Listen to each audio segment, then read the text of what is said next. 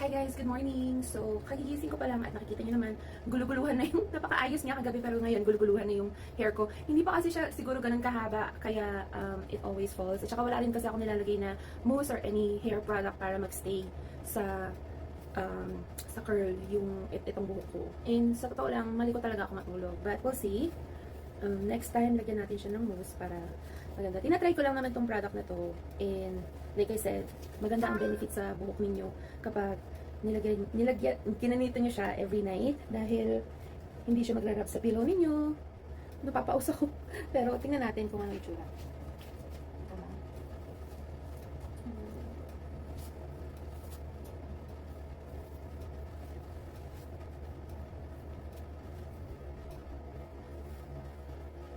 Ano na?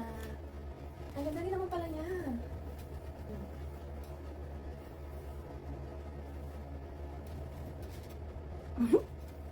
Nakakatuwa naman. Yung arte yung kagigising ko lang, pasensya na kayo. Nag-curl pa rin naman siya. Magulo nga lang ang buhok ko. Anyway, like I said, you can do it dun sa pa-round or gawin yung unicorn. Marami ng mga video tutorials yan, pero kung meron kayong okasyon the next day, pwede nyo itong gawin para wala nang hassle pa na magkukulot ka the next day. But yeah, I still love it. Bye!